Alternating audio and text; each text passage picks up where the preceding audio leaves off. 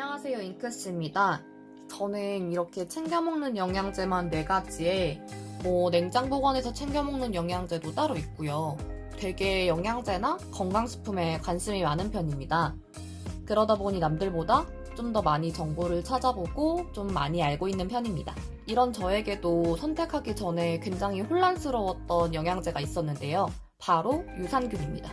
유산균은 워낙 종류도 다양하고 또 업체마다 마케팅하는 포인트도 다 달라서 어떤 게 좋은 건지 판단 내리기가 좀 어렵더라고요. 그래서 굉장히 많은 자료들을 찾아봤고 3가지 제품을 먹고 있습니다. 먼저 유산균을 찾다 보면 보이는 용어들에 대해서 설명드리고 제가 어떤 기준으로 제품을 골랐는지 말씀을 드리는 게 좋을 것 같아요. 그럼 먼저 유산균이 왜 필요한지부터 말씀드리겠습니다. 우리 몸의 면역세포의 70%가 장에 존재한다고 해요. 장이 건강하지 않으면 면역력이 떨어지기 때문에 작게는 피부염부터 시작해서 다양한 면역력이 부족했을 때 일어나는 증상들을 느낄 수가 있고요. 그리고 장내 미생물이 세로토닌이라는 행복 호르몬 분비에 영향을 주기 때문에 이렇게 장이 건강하지 않으면 우울 증세까지 느낄 수 있습니다. 그리고 이렇게 유산균을 찾으려고 하다 보면 프로바이오틱스라는 말도 있고 프리바이오틱스라는 말도 있고 좀 뜻이 혼재돼서 쓰이는 것 같아요. 프로바이오틱스는 섭취 시 건강에 도움이 되는 미생물을 통틀어서 칭하는 말이고요. 유산균의 의미는 유당을 분해해서 유산을 생성하는 균이라는 의미라서 사실 프로바이오틱스에 포함되는 개념이라고 할 수 있습니다. 그리고 프리바이오틱스라는 것도 요즘 들어 많이 보이는 용어인데요. 프리바이오틱스는 프로바이오틱스랑은 전혀 다르고 이 프로바이오틱스의 먹이가 되는 올리고당을 말합니다. 각각의 뜻을 조금만 더 자세히 설명드릴게요. 프로바이오틱스는 유효균종 여부에 따라서 굉장히 차이가 많이 납니다. 그 시중에 나와 있는 다양한 제품 중에 균수가 굉장히 많은 것도 있고 적은 것도 있잖아요. 하지만 균수만 중요한 게 아니라 어떤 균종을 썼는지가 굉장히 중요합니다. 효능에 대한 임상 자료가 풍부한 균종을 많이 보유하고 있을수록 가격도 높아지고 또 효과도 좋다고 할 수 있겠죠. 그리고 프로바이오틱스는 굉장히 종류가 많다 보니까 개인별로 생활 습관이나 식습관에 따라서 어떤 제품에선 효능을 느끼고 어떤 제품에서 못 느끼고 이런 상황들이 굉장히 많습니다.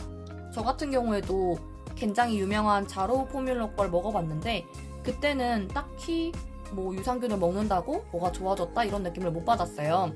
어떤 제품이 안 좋다기보다는 개개인에 따라 효능을 발휘하는 균종이나 배합이 있는 것 같습니다.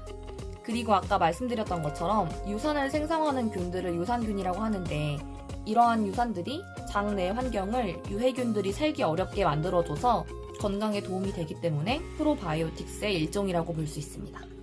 그리고 프리바이오틱스는 프로바이오틱스의 먹이가 되는 올리고당이다 보니까 우리 신체에서 영양원으로 사용되지는 않습니다. 선택적으로 프로바이오틱스의 먹이만 되는 거죠.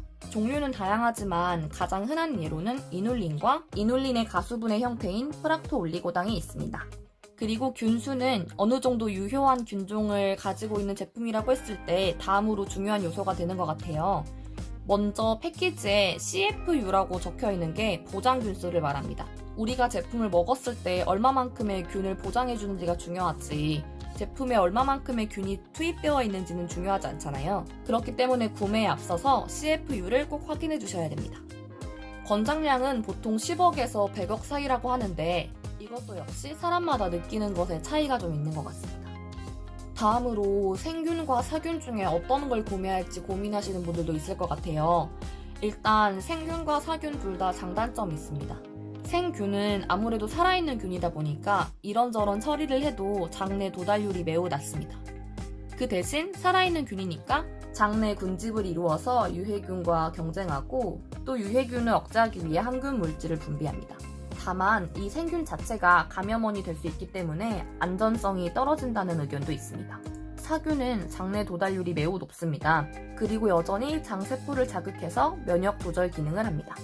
하지만 이것 역시 어쨌든 변성된 유산균이기 때문에 그 효과가 일반적이지 않다는 의견이 있습니다.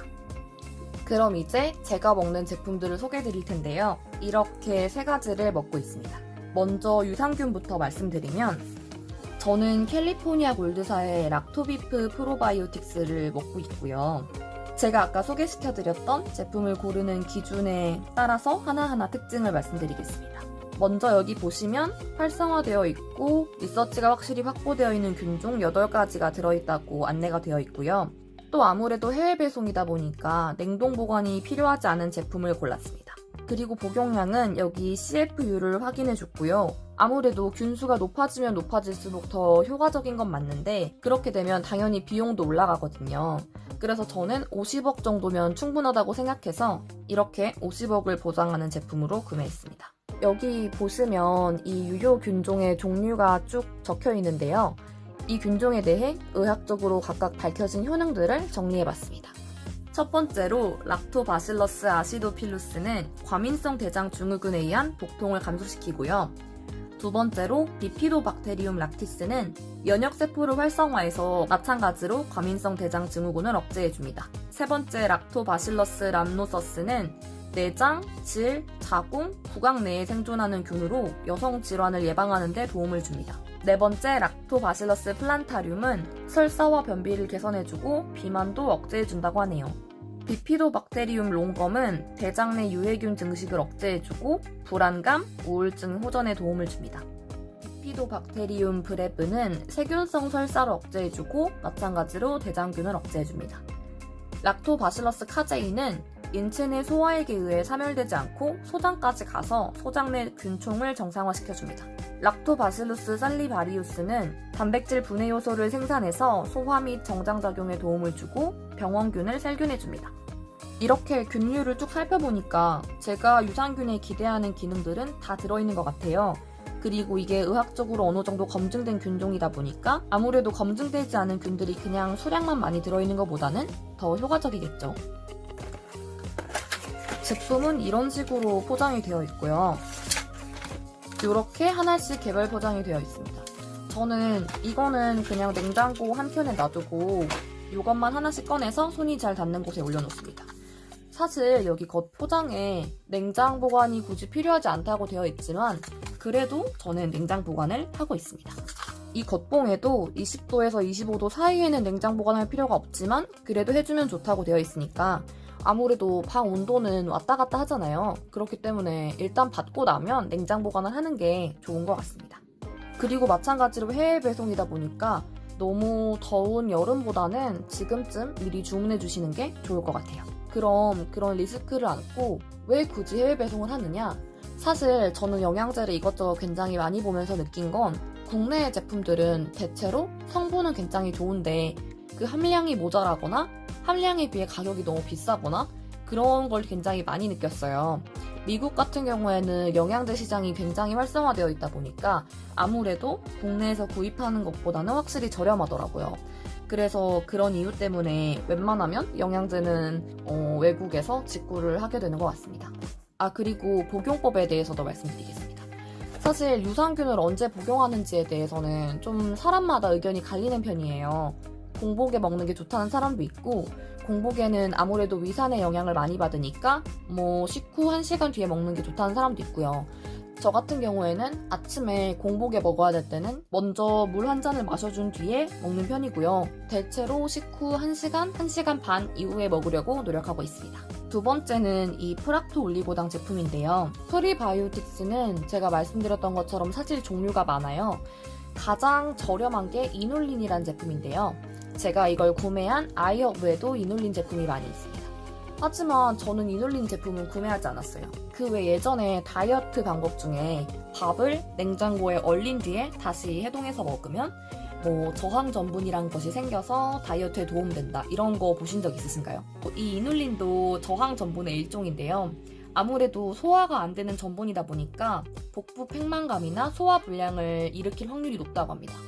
원래 소화가 잘 되시는 분들이라면 이눌린이 좀 저렴한 옵션일 수도 있겠지만 저는 원래 좀 소화가 잘 안 되는 편이라서 이눌린은 아예 그냥 구매 목록에서 제외를 했습니다. 그래서 이 제품처럼 순수하게 프락토 올리고당만 들어있는 제품을 골랐습니다. 여기 보시면 5g 중에 5g이 프락토 올리고당이자 식이섬유이다 이렇게 표시가 되어 있으니까 다른 제품이 안 들어가 있다는 걸 알 수 있습니다.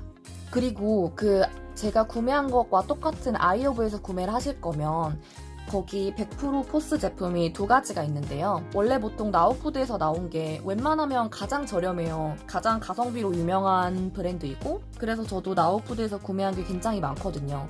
근데 이 제품 같은 경우에는 나우푸드께 약간 더 비쌉니다. 후기를 보니까 다른 제품은 좀 입에 들러붙는데 이 제품은 솜사탕처럼 녹는 맛이라고 해서 이걸로 구매를 했는데요. 먹어보니까 거북한 맛은 전혀 없고 그 후기에 나와 있는 것처럼 솜사탕 같은 그냥 설탕 같은 맛이었습니다. 요거는 말 그대로 먹어주면 몸 내에서 소화를 시키지 않고 유산균에 먹이가 되는 거죠. 그렇기 때문에 유산균을 먹고 난 후나 아니면 제가 또 다음으로 소개시켜드릴 홈메이드 요거트에 넣어서 먹고 있습니다. 이 제품을 구매하기 전에는 이렇게 마트에서 올리고당을 구매해서 먹었는데요. 사실 이걸 구매해서 드셔도 됩니다. 여기 보시면 100g당 식이섬유가 40g이라고 되어 있잖아요. 이 식이섬유가 거의 프락토 올리고당이라고 생각하시면 됩니다. 여기 상단에는 프락토 올리고당 100%라고 되어 있는데 아무래도 실제 제품에는 수분도 있고 해서 이걸 구입하셨을 때 뭐 1.2kg 전체가 이것과 같은 품질의 프락토 올리고당이다 라고 보시기는 좀 어려울 것 같아요. 그래도 가격도 저렴하고 좀 더 접근성도 좋고 하니까 이런 제품을 구입해서 드셔도 무방할 것 같습니다. 저는 그냥 다이어트 중이기도 하고 너무 많은 당을 섭취하고 싶지 않아서 그런 것도 있어서 참고하셔서 구매하시면 될 것 같습니다. 마지막은 제가 홈메이드 요거트를 만들어 먹는 이 캐피어 스타터입니다. 캐피어 유산균 들어보셨나요? 요즘에는 마트에 있는 제품들도 캐피어 유산균을 포함한 제품들이 나오기도 하고요. 이렇게 티벳 버섯이라고 해서 몽글몽글하게 생긴 그 유산균체를 가정에서 배양해 먹는 게 유행이었던 적도 있어요. 하지만 그렇게 가정에서 배양해 먹는 균체는 아무래도 반복해서 그걸 배양해 먹도 관리가 중간에 한 번이라도 잘 안 되면 그 균체 자체에 오염의 위험이 있어서 저는 이렇게 아예 발효를 용도로 나온 제품을 활용하고 있습니다. 여기 보시는 것처럼 동결 건조된 제품이고요. 저는 요거트를 그냥 끊임없이 계속 만들어 먹어서 이렇게 한번 구입할 때 여러 개 구입해 놓는 편입니다. 여기 유통기한도 보시면 2020년 11월까지니까 아직 충분히 남아있습니다.